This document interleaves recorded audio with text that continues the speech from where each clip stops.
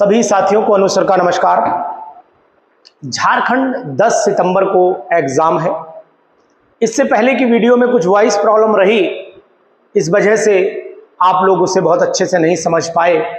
लेकिन 10 सितंबर को होने वाले एग्जाम में अगर आप ये टॉपिक जो मैं आज बता रहा हूं ये पढ़ करके जाएंगे तो उम्मीद है कि आपको 100% सफलता मिलेगी।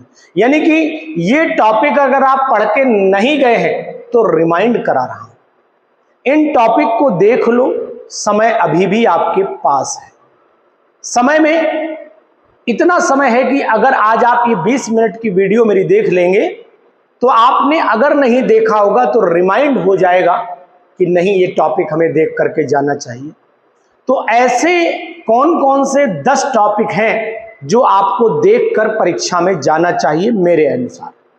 और अभी तक मैंने जो आपको बताया उसमें कितनी चीजें पे खरे उतरे हैं हम, ये आप बता सकते, मैं नहीं बता सकता हूं।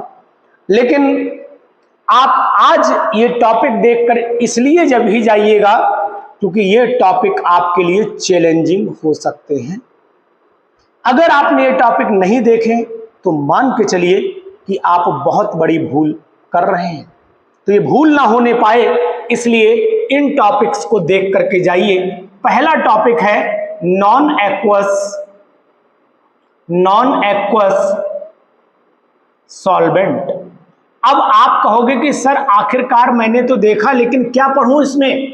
तो कुछ मत करना साथियों, पढ़ लेना इसमें से क्या, रिएक्शन पढ़ लेना। अगर रिएक्शन आपने पढ़ ली, और किस किस की, कुछ मत पढ़ना, केवल अमोनिया और SO2 की इंपॉर्टेंट जो मैंने कराई है वीडियो में वही रिएक्शन पढ़ लीजिएगा। बाकी जरूरत नहीं है पढ़ने की आपको, बिल्कुल भरोसे के साथ। और दूसरा एग्जाम्पल पढ़ लेना।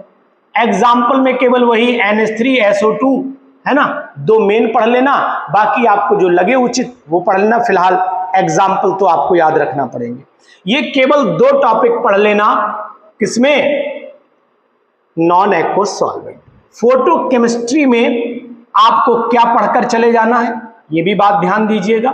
फोटो केमिस्ट्री में आपको पढ़ लेना है क्वांटम यील्ड का फार्मूला पढ़ लेना, क्वांटम यील्ड का फार्मूला पढ़ लेना, और ट्रांजिशंस पढ़ लेना। ट्रांजिशन का मतलब है कि यहां पर आपको ध्यान देना पड़ेगा कि जबलॉन्स्की जो डायग्राम है उसको जरूर पढ़ के जाइएगा, मतलब उसी में ट्रांजिशन होता है। और ट्रांजिशन में 2 कैटेगरी हैं, एक ISC और एक आपका IC। इन दोनों के ट्रांजिशन यानी कि अगर पाई से पाई स्टार पे जा रहा है, सिग्मा से सिग्मा स्टार पे जा रहा है, ये 2 खासकर तो पढ़ के ही चले जाना। और तीसरा पढ़ लेना फ्लोरिसेंस के एग्जाम्पल और फॉस्फोरेसेंस के एग्जाम्पल पढ़ लेना भैया। डेफिनेशन कतई मत पढ़ना, जरूरत नहीं पढ़ने की आपको, है ना। उसके बाद तीसरे नंबर पर आइए तो आपको पढ़ना चाहिए स्पेक्ट्रोस्कोपी। अब स्पेक्ट्रोस्कोपी में जो पेपर बता रहा है इसमें एक तो आप सभी की फुल फॉर्म याद कर लो, अच्छे से फुल फॉर्म याद कर लो, है ना। एक काम तो ये कर लेना, NMR जरूर याद कर लेना। इसके बाद इसमें A पार्ट में कहता हूं कि IR के एग्जाम्पल याद करो, कुछ मत करो आप। IR के कौन से रेडिएशन के अंतर्गत आता है? इलेक्ट्रोमैग्नेटिक रेडिएशन में आता है। NMR की फुल फॉर्म, ठीक है, इसे हम लोग PMR भी बोलते हैं, इसकी फुल फॉर्म दोनों की याद कर लेना। और इनके एग्जाम्पल और सिग्नल निकालना देख लेना, एग्जाम्पल और सिग्नल देख लीजिएगा, 100% आपका भला होगा। और साथ में ESR की फुल फॉर्म, EPR की फुल फॉर्म, ये हालांकि पहले आ चुकी हैं ऐसा नहीं है, और इनके साथ में इनके एग्जाम्पल और रेडिएशंस के बारे में जरूर पढ़ लेना। तो इन 3 पर फोकस करना है, बाकी आप पढ़िए ना पढ़िए आपके ऊपर डिपेंडेंट करता है। अब क्वेश्चन आपके मन में लगातार चल रहा होगा कि आखिरकार परीक्षा होने वाली है सर, तो क्या पढ़ करके जाएं? तो ये अगर पढ़ करके गए तो भूल आपसे नहीं होगी, गलती आपसे नहीं होगी, नोट आप कर ही रहे होंगे। पेन और कॉपी लेकर के बढ़िया से आप नोट कर लीजिए और इन पर नजर दौड़ा लीजिए। ठीक है। और इसके बाद आ जाइए थर्मोडायनेमिक्स पर। तो मैं आपसे कहना चाहूंगा कि थर्मोडायनेमिक्स में आपको क्या पढ़ना है, ये भी आप ध्यान दे लो। देखो थर्मोडायनेमिक्स के लिए इंपॉर्टेंट हो जाता है एक तो जूल थॉमसन इफेक्ट पढ़ लेना। क्या पढ़ोगे आप? जूल थॉमसन जरूर पढ़ के जाना, छोड़ना नहीं है जूल थॉमसन। इसका फार्मूला बिल्कुल रट लेना, 100% आ सकता है। नेक्स्ट सीपी और सीबी का रिलेशन भी जरूर पढ़ लेना। और यहाँ पर सी पार्ट में जो delta H is equal to delta U plus delta n g R T का जो फार्मूला है, इसमें एन की वैल्यू पुट करके एक क्वेश्चन देख लेना, ठीक है। इसके बाद कुछ नहीं, ये छोटा छोटी बातें हैं, याद करके जाओगे। हेस लॉ देख लीजिएगा, हेस लॉ देख लेना। और लास्ट में गिब्स फ्री एनर्जी जरूर देख लेना, यानी गिब्स फ्री एनर्जी। और गिब्स फ्री एनर्जी में ये जरूर जान के जाना कि कब प्रोसेस स्पॉन्टेनियस होगा और कब प्रोसेस नॉन स्पॉन्टेनियस होगा।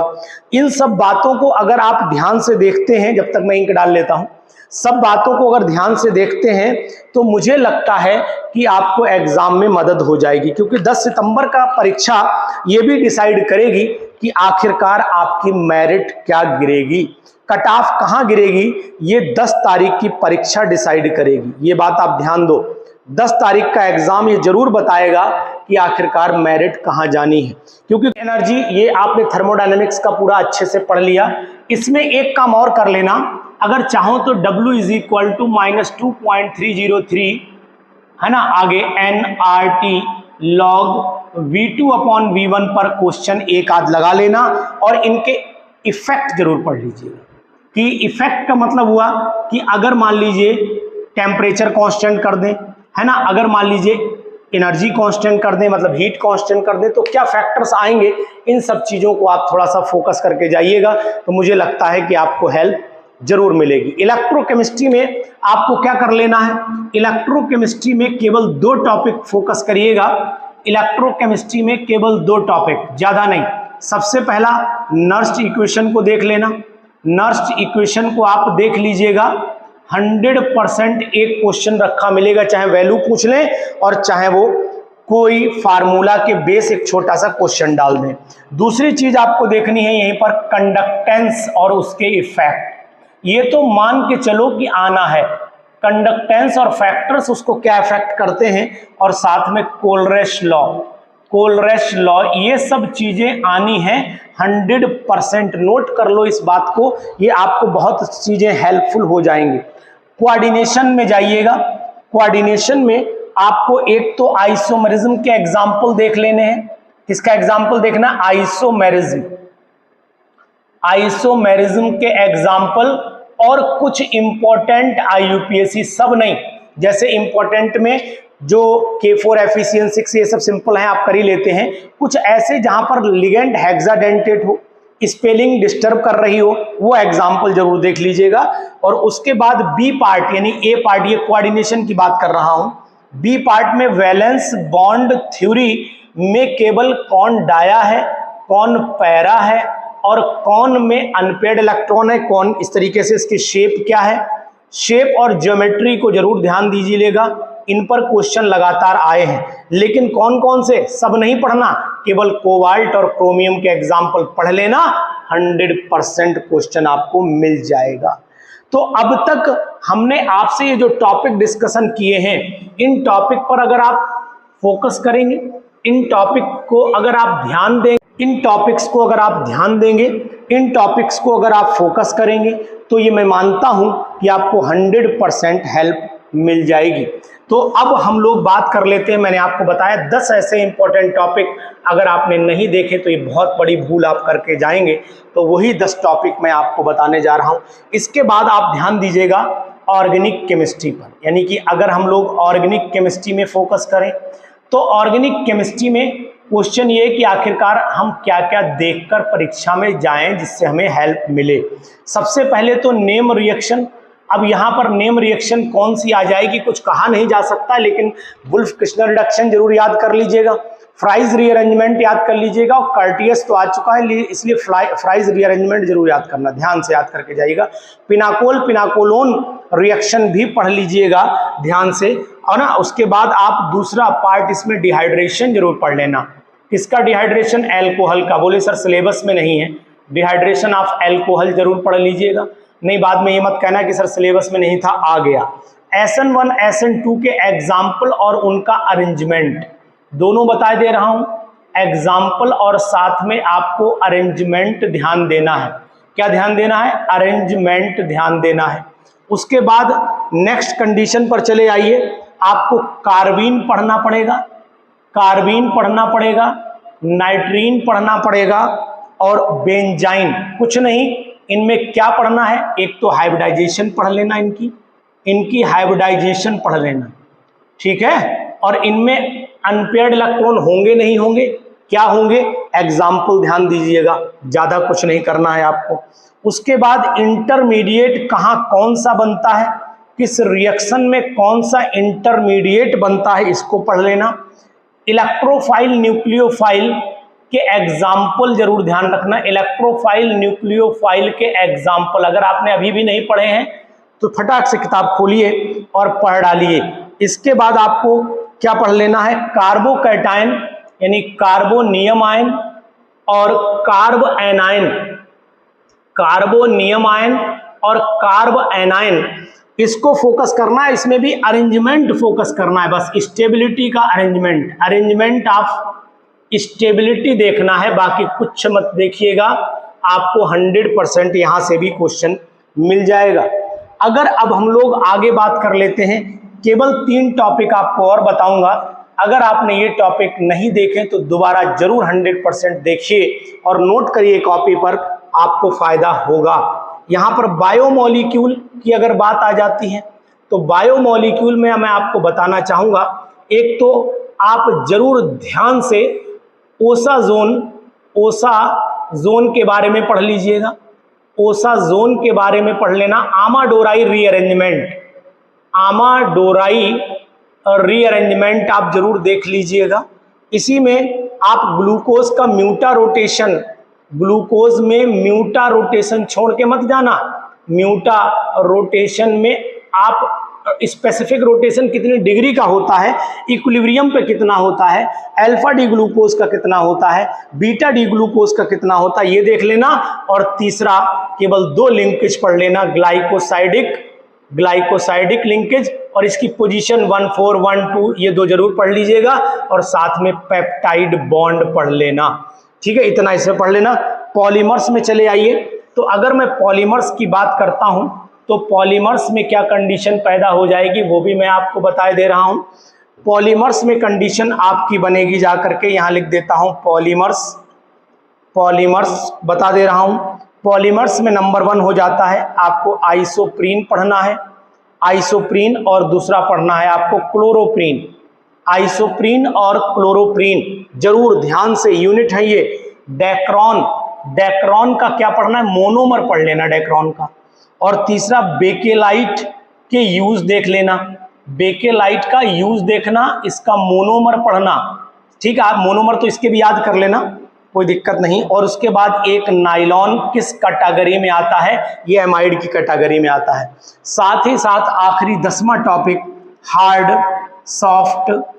सॉफ्ट एसिड बेस, इसकी फुल फॉर्म तो पढ़ोगे ही पढ़ोगे, फुल फॉर्म तो पढ़ोगे ही पढ़ोगे, साथ में एग्जाम्पल पढ़ोगे, एग्जाम्पल, और कौन किससे रिएक्शन कर सकता है और कौन किसके साथ रिएक्शन कर सकता है, किसके साथ रिएक्शन कर सकता है, ये जरूर पढ़िएगा। तो मैंने ये 10 टॉपिक आपको वो बताए जो 10 सितंबर के एग्जाम में अपनी पहचान बना करके छोड़ेंगे। तो अगर आपने ये 10 टॉपिक रिवाइज नहीं किए हैं तो मेरे हिसाब से, मेरे ख्याल से आपको इन टॉपिक्स को फटाफट रिवाइज कर लेना चाहिए। मेरा काम आपको याद दिलाना है कि ये पढ़ लीजिए, बाकी आपकी जिम्मेदारी है। आप चाहे ये कहो कि अनुसर किसी भी प्रकार से जो है वो हमें ये सब टॉपिक सब ये तो हमने पढ़े हुए हैं, ऐसा कोई महत्व नहीं है। लेकिन कुछ लोग ऐसे होंगे जिनके जो पढ़ सब रहे होंगे लेकिन हो सकता है इन टॉपिक्स पर ध्यान ना दे रहे हों। तो मेरा सिर्फ उद्देश्य है आपको याद दिलाऊं कि अगर ये टॉपिक छोड़ करके गए तो समझ लेना कि नुकसान बहुत बड़ा होगा। इसलिए इन टॉपिक कर देख कर जाइए।